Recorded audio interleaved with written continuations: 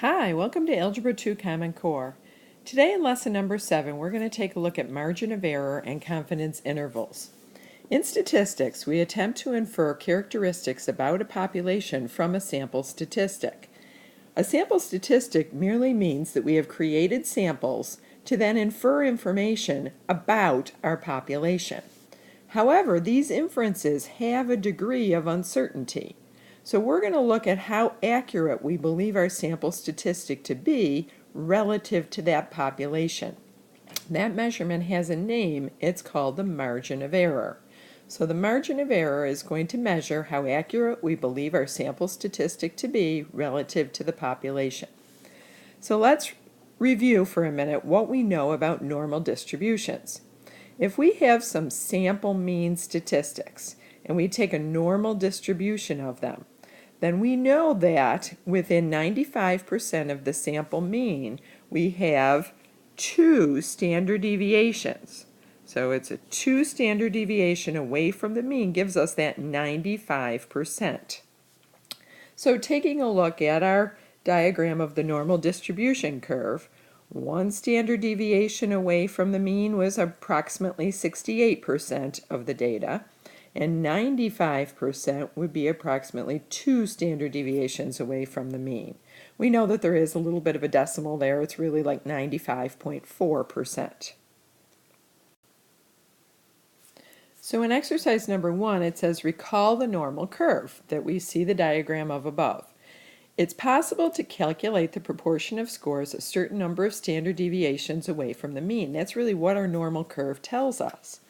What is the proportion of scores 2 standard deviations away? Well, of course, we just said that that means that I've got 95% of the data. So therefore, that converts over to a proportion we normally write as a decimal, 0.95. And again, I know there is a little bit of a decimal after that, but we're going to refer to it in this lesson as 95%. So what that tells us is that we would be 95% sure that the data should fall within 2 standard deviations of the mean. If the data falls outside that range, then it's not a typical score. So we're going to use a measurement called the margin of error to find this range of scores that are typical scores. So the margin of error can be found by multiplying the standard deviation of the distribution of the sample means by 2. We're going to abbreviate that margin of error as MOE. So MOE, margin of error, will generally be 2 multiplied by the standard deviation of the data. So very often, we are going to be looking at some of our results of simulations as a dot plot. So let's look at exercise number 2. It says a computer simulation was conducted with a sample size of 80 coin flips. So we flipped the coin 80 times. We did this a total of 40 times, so we did 40 samples of this. The resulting proportions of heads are shown in the dot plot.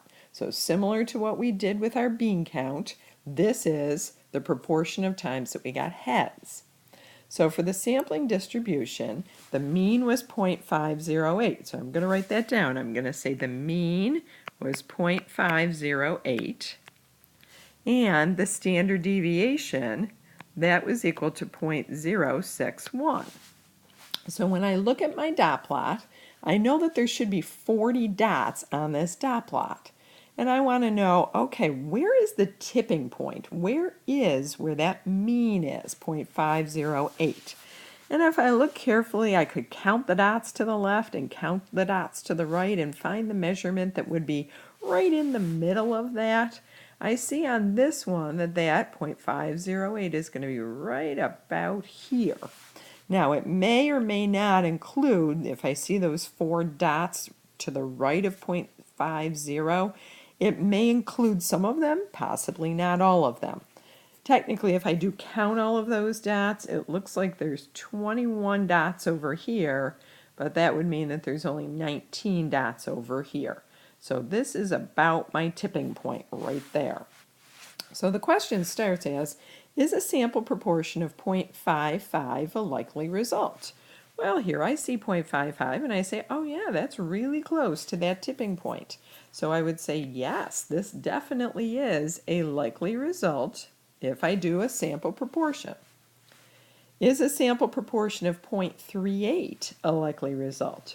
Well, let's see here. When I look at 0.38, that's going to be over here on my scale. And I see that in these 40 samples, I didn't get any that had a sample proportion of 0.38. So I'm going to say, no, this is not likely. And that's mostly due to the fact that that number is not close to the mean. So in this lesson, we're going to take a look at how close to the mean do you really need to be in order to know which values are likely results. So I see the bullet, the range of values that are likely results are known as the confidence interval. That's going to be really, really important in this lesson and the next one. So in part C, it says estimate the confidence interval that contains approximately 95% of the scores in the dot plot. Since we know that there are 40 samples in this sampling distribution, this interval would include all data values except for the very highest and the very lowest. So we want to basically say, okay, where would those extra 5% be? And again, in this question, we're really just estimating. So I'm going to underline that word estimate because we're not doing any calculations. I just want to get a feel for these scores. So when I look at this, I say, okay, these over here on the end, these seem like they're going to be in that outside 5%. And if I look over here, these might look like they're in that outside 5%. So when I estimate the confidence interval that do contain the 95% of the scores that I want to look at, I'm going to say it's probably going to be about 0.41 up to about, let's see, 0.60. And again, I haven't done any calculations. I've just looked at the dots and said, okay, let's eliminate the outside 5%. We're going to want to be more accurate than that when we really do our calculations. So in part D, when we really want to find the margin of error, remember we define the margin of error above, MOE, as 2 standard deviations away from the mean.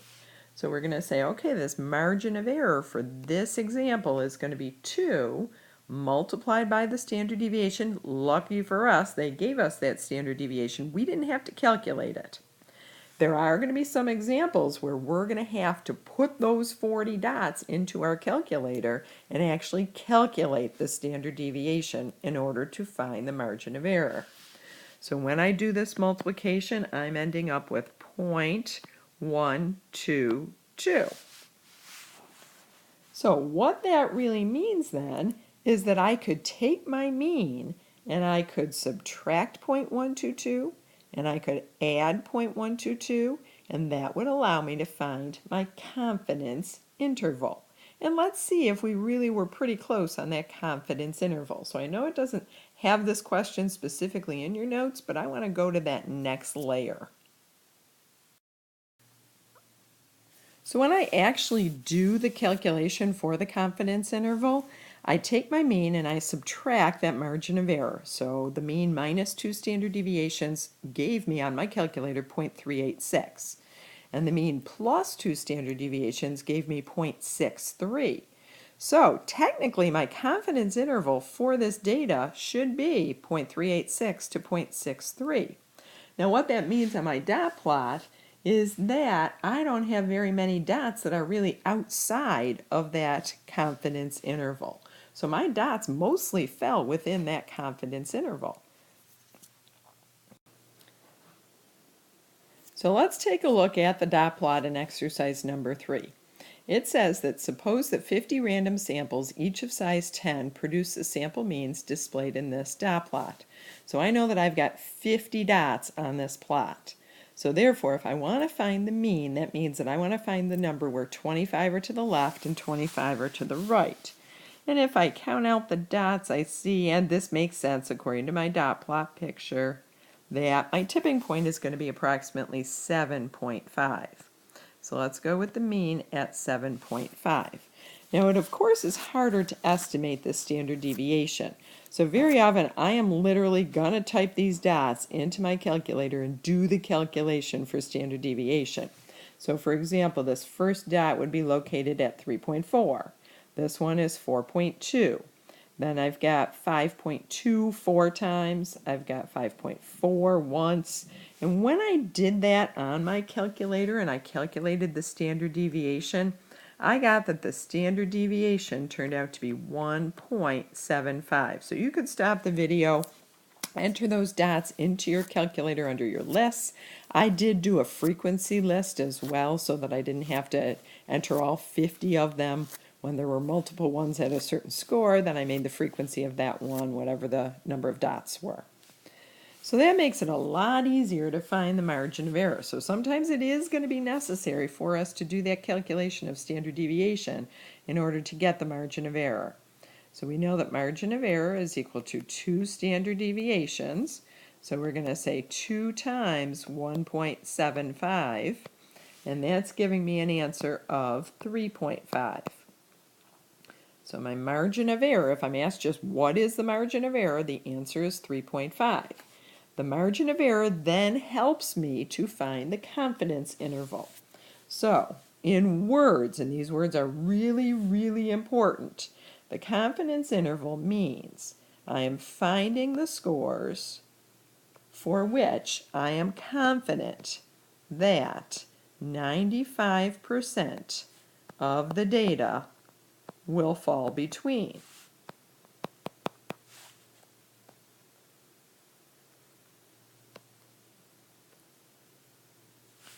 So I want to go ahead and find that confidence interval by saying let's take the mean and let's add 2 standard deviations. So in this case our mean is 7.5, and I want to add on 2 times 1.75, which we already figured out was 3.5.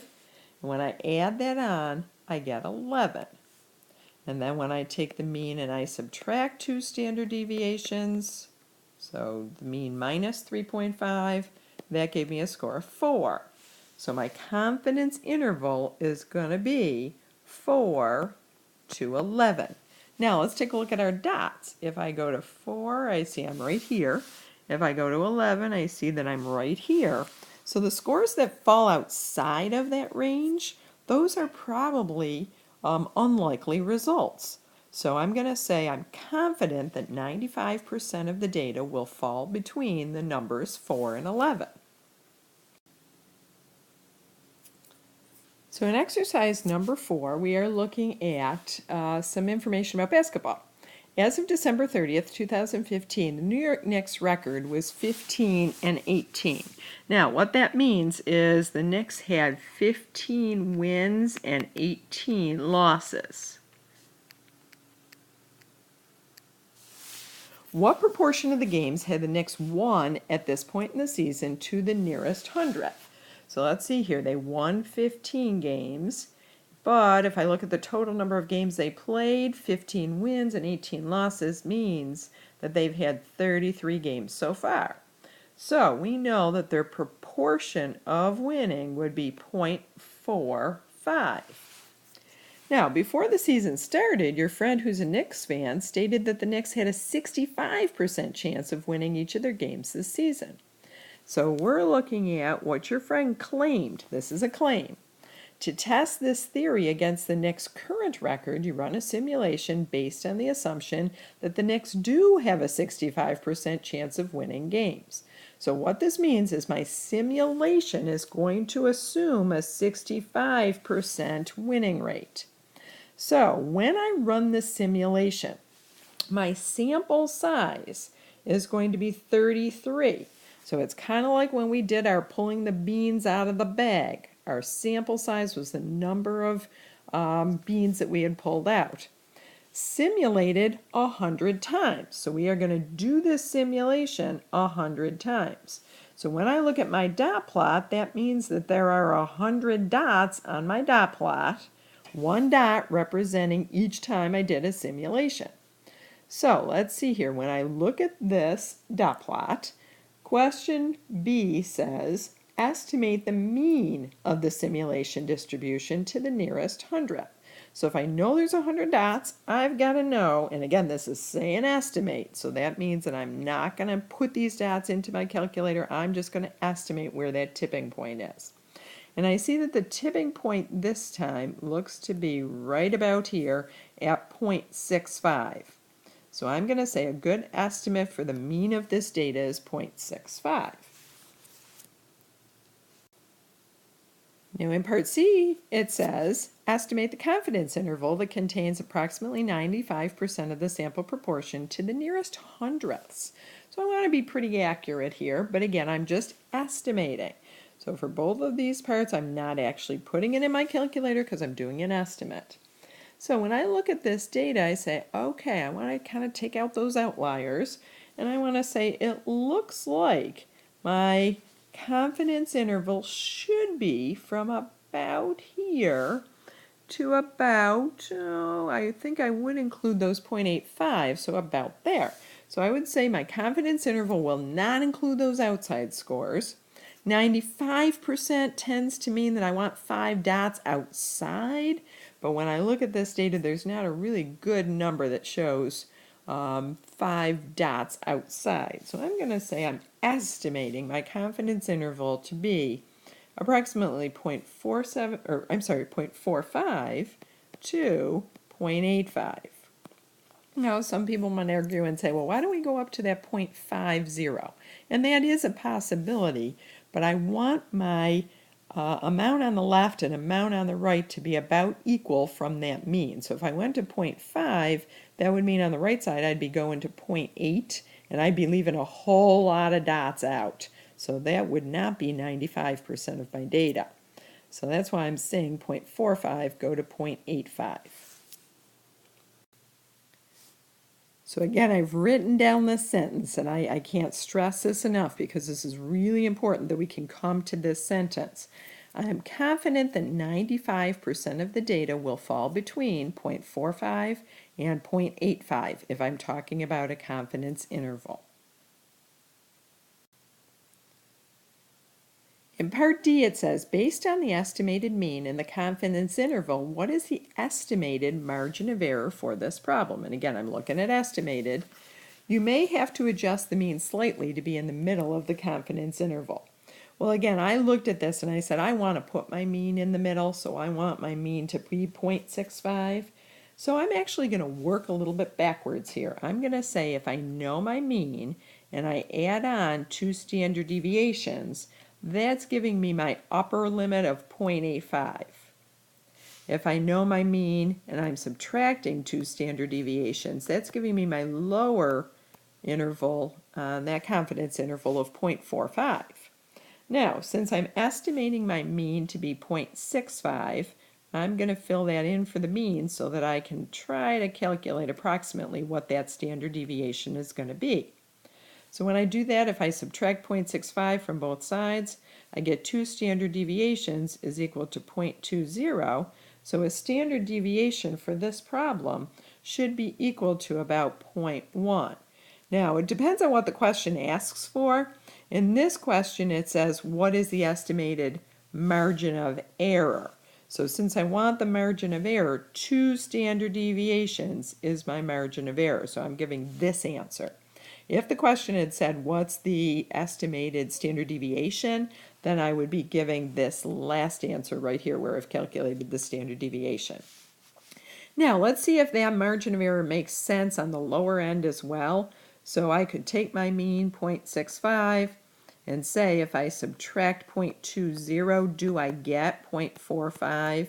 And that answer is yes, I do get that. So it makes sense that this is an estimated margin of error for this problem. Now the next part, we're going to actually do the calculation and see how close we are. So in part E, it says the actual mean is 0.658. So I'm going to say my mean is going to be 0.658. And the standard deviation is 0.093. So standard deviation 0.0.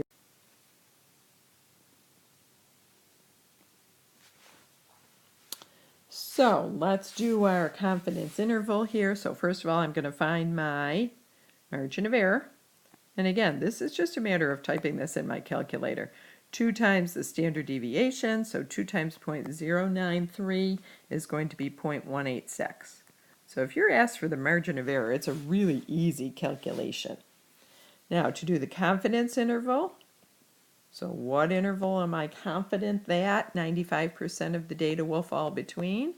I'm going to say let's first of all take our mean and add on the margin of error. And then let's take our mean and subtract the margin of error. And again, that's no different than taking the mean and adding on 2 standard deviations and taking the mean and subtracting 2 standard deviations. So in this case, it's going to be 0.658 plus my margin of error, 0.186. And that is giving me an answer of 0.844 on my calculator. So do that addition. And for the lower end of my confidence interval, 0.658 minus 0.186, and that's giving me a percent or a decimal of 0.472. So I know that my confidence interval means I am 95% confident that, I am confident that 95% of the data will fall between 0.472 and 0.844. So how about that current record? In F, it says using your answer to the part above and the confidence interval that we found in this example E, actually that should say part E, does the next current record support the claim that they have a 65% chance of winning? Well, we found out that their current record from part A above was that they had a proportion of 0.45. Well, 0.45 does not fall within that interval.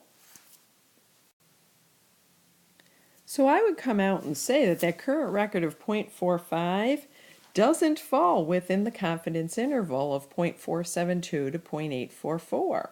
So therefore, their current record is not likely if they really did, as my friend claimed, have a 65% chance of winning. So the current record is not a good response to what my friend claimed. His claim was not accurate. So since we really don't want to lose our friendship with this friend, we're not going to be very argumentative about this example. So we're going to move on, and in exercise number 5, we're going to see in class tomorrow how we can change up this proposal, this claim that your friend made that they should win 65%, and see what number really would work a little bit better with the actual data. So we'll look at exercise number 5 together in class.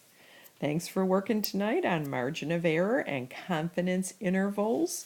And we'll see a lot more examples of these in class tomorrow. This is one of our biggest topics for statistics, so we want to make sure that we're really clear on this idea. So have a great night, and we'll see you tomorrow. Bye-bye.